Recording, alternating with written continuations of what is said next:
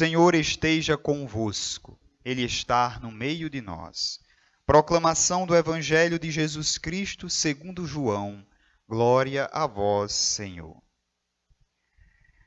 Naquele tempo, Jesus ergueu os olhos ao céu e rezou, dizendo: Pai Santo, eu te rogo somente por eles. Eu não te rogo somente por eles, mas também por aqueles que vão crer em mim pela sua palavra, para que todos sejam um, como tu, Pai, estás em mim e eu em ti, e para que eles estejam em nós, a fim de que o mundo creia que tu me enviastes.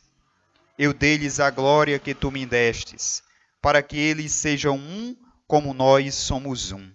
Eu neles e tu em mim, para que assim eles cheguem à unidade perfeita e o mundo reconheça que tu me enviastes e os amastes como me amastes a mim. Pai, aqueles que me destes, quero que estejam comigo onde eu estiver, para que eles contemplem a minha glória, glória que tu me destes, porque me amastes antes da fundação do universo. Pai justo, o mundo não te conheceu, mas eu te conheci, e estes também conhecem que tu me enviastes. Eu lhes fiz conhecer o teu nome, e o tornarei conhecido ainda mais, para que o amor com que me amastes esteja neles, e eu mesmo esteja neles. Palavra da salvação, glória a vós, Senhor. Eu te peço, Pai, que todos sejam um, como tu estás em mim e eu em ti. Eu te peço, Pai, que todos sejam um, como tu estás em mim e eu em ti, para que o mundo possa crer que todos sejam um, como tu estás em mim e eu em ti. Com esse refrão cantado por Padre João Carlos, à luz do Evangelho que nós escutamos hoje, dessa canção sacerdotal de Jesus, nós iniciamos a nossa reflexão de hoje. Eu te peço, Pai, que todos sejam um, como tu estás em mim e eu em ti. Eu pretendo não me delongar muito na reflexão de hoje, mas gostaria de ficar uma reflexão profunda desta unidade que Cristo pede a cada um de nós. Nós acompanhamos todo o transcurso da salvação do Deus Criador, olhamos a imagem do Deus Salvador, Jesus Cristo, e agora nos preparamos para receber a íntima ligação e efusão do Espírito Santo, e aí contemplamos a unidade da Trindade Santa. E Cristo não quis que nós fôssemos apartados desta unidade. Por isso ele vai nos unir a Ele. Por isso que a oração de hoje, essa oração sacerdotal, eu te peço, Pai, que todos sejam um. Como tu estás em mim e eu em ti, que eles estejam em nós. Eu te peço, e ele ainda diz mais, não só por estes, mas por aqueles que acreditarão em mim. Ou seja, Jesus estava rezando no momento presente, ou seja, eu não peço só por esses que estão comigo agora, mas peço inclusive por aqueles que virão, ou seja, por cada um de nós. Somos nós o futuro daquele tempo presente. Veja como é interessante. Nós somos o futuro daquele tempo presente de Jesus. Portanto, nós somos hoje os atingidos por esta oração sacerdotal. Ele também pede por cada um de nós que, atingidos por sua palavra, somos contaminados por esta boa nova. A unidade que o Pai, o Filho e o Espírito vivem e que nos convida a viver é uma unidade que não deve ser apenas refletida ou pensada como uma unidade transcendente, ou seja, a minha unidade com o Deus unitrino, mas também uma unidade imanente, ou seja, uma unidade que está com os irmãos também. Porque eu não posso dizer que estou unido a Deus se não estou unido ao irmão. Significa dizer que é uma união falsa. A união, ela é transcendente e imanente.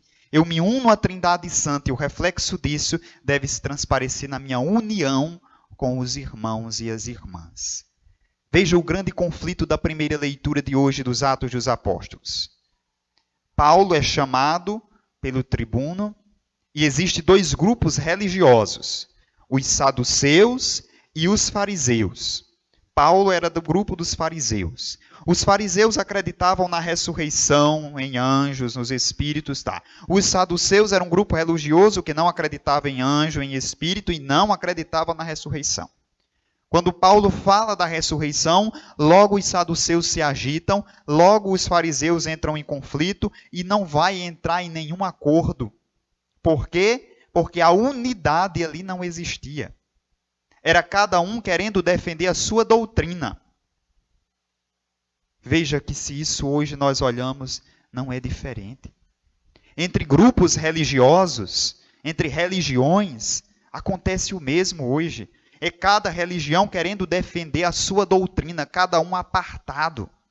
Num tempo de pandemia como nós vivemos, nas cidades tão pequeninas como são as nossas, na maioria das nossas cidades, cada igreja é isolada entre si. Parece que ninguém se une. Parece inadmissível que grupos religiosos se unam em um único objetivo, a defesa da vida, o combate ao mal. Parece que é cada grupo religioso isolado entre si. Aqui é uma primeira observação. Os grupos religiosos, as religiões. Mas não nos iludamos que dentro da própria Igreja Católica existem as grandes divisões nas pastorais, grupos e movimentos. Não existe quase, a gente não vê dentro das nossas paróquias, aquela unidade que caracteriza a comunidade cristã. É cada pastoral querendo ser uma melhor do que a outra. Querendo mostrar ao padre qual é a que trabalha mais. Qual é a que faz mais coisas? E essa não é a dinâmica evangélica. A dinâmica evangélica é de vivermos unidos.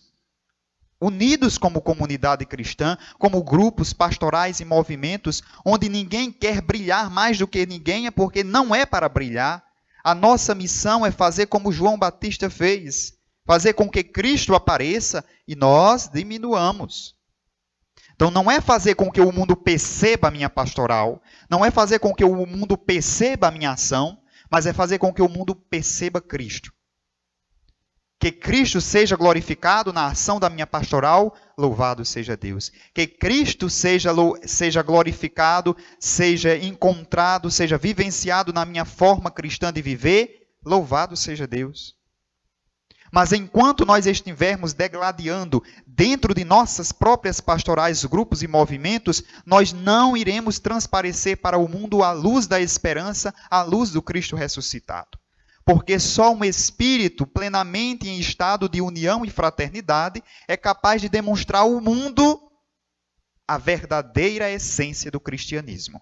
Foi isso que fez com que todo o povo, naquela época do início do cristianismo, aderisse ou buscasse o encontro com Jesus. Eles viam os apóstolos e diziam, vejam como eles se amam. A característica da comunidade cristã era o amor. Vejam como eles se amam. Quando o mundo olha para nós hoje, quando quem não vai à igreja nunca, quem dificilmente vai à missa, quando olha para as nossas pastorais, grupos e movimentos, quando olha para as nossas paróquias, para as nossas comunidades, para as nossas pastorais, o que é que eles dizem?